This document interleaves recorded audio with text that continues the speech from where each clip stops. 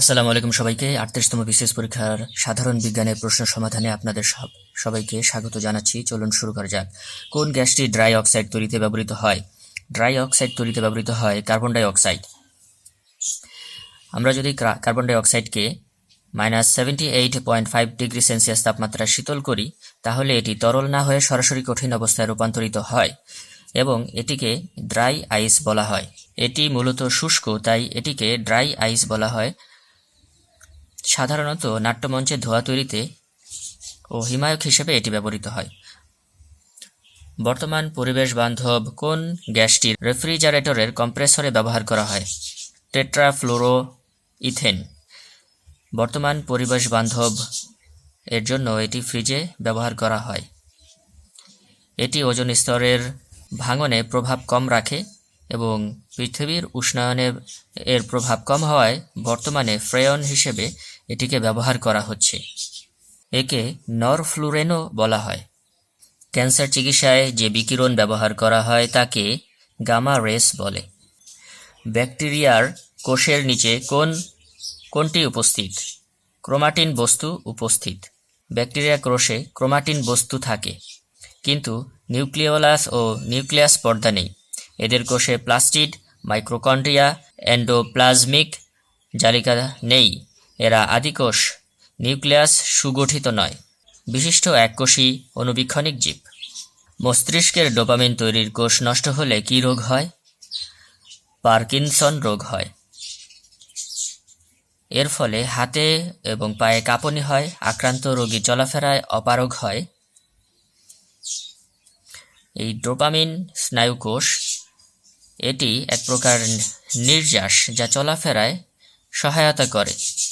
Parkinson রোগের dopamine তৈরির কোষগুলো ধীরে ধীরে নষ্ট হয়ে যায়।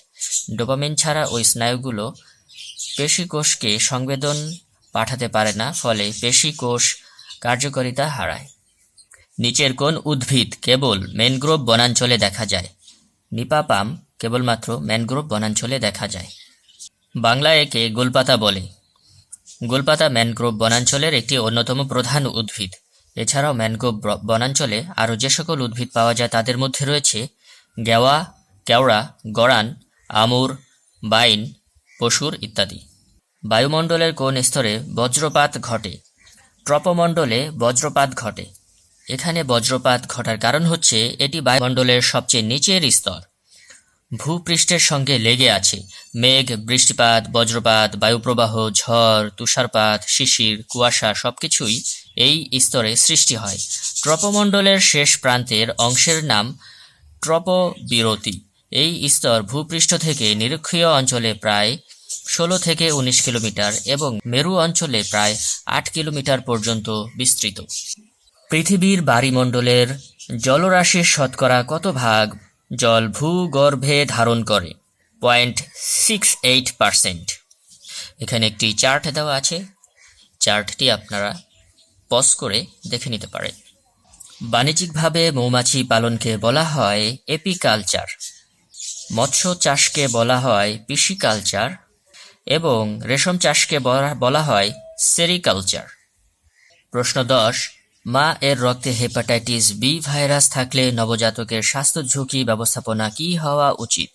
12 ঘন্টার মধ্যে ভ্যাকসিন ও HBIG শট দিতে হবে। প্রশ্ন 11, ডেঙ্গু রোগ ছড়ায় এডিস এজিপ্টি মশা। বায়ুমণ্ডলের যে স্তরে বেতার তরঙ্গ প্রতিফলিত হয় তাকে বলা হয় আয়নোস্ফিয়ার। স্টিফেন হকিংস একজন পদার্থবিদ। তিনি 1942 সালে ব্রিটেনে জন্মগ্রহণ করেন। মোটর নিউরন ডিজিজে আক্রান্ত Stephen Hawkings black hole theory প্রদান করেন। তার রচিত বিখ্যাত বই a brief history of time. প্রাকৃতিক গ্যাসের প্রধান উপাদান হল মিথেন গ্যাস। এছাড়াও আরও প্রশ্ন আসতে পারে, প্রাকৃতিক গ্যাসের উপাদানগুলোর মধ্যে মিথেন কত পার্সেন্ট? 80% থেকে 90%। ইথেন হচ্ছে 13%, প্রোপেন হচ্ছে 3%। এছাড়াও বিউটেন, ইথিলিন ও নাইট্রোজেনও কিছু পরিমাণ থাকে। আমাদের বাংলাদেশে প্রাপ্ত প্রাকৃতিক গ্যাসের মিথেনের পরিমাণ 95% থেকে 99%। কোনটি নবায়নযোগ্য শক্তির উৎস? সমুদ্রের ঢেউ নবায়নযোগ্য শক্তির উৎস। ধন্যবাদ সবাইকে। 37তম BCS এর প্রশ্নের উত্তরগুলো পাওয়ার জন্য আমাদের পরবর্তী ভিডিওতে দেওয়া থাকবে। ভিডিওতে দেখার জন্য সবাইকে আমন্ত্রণ জানাচ্ছি।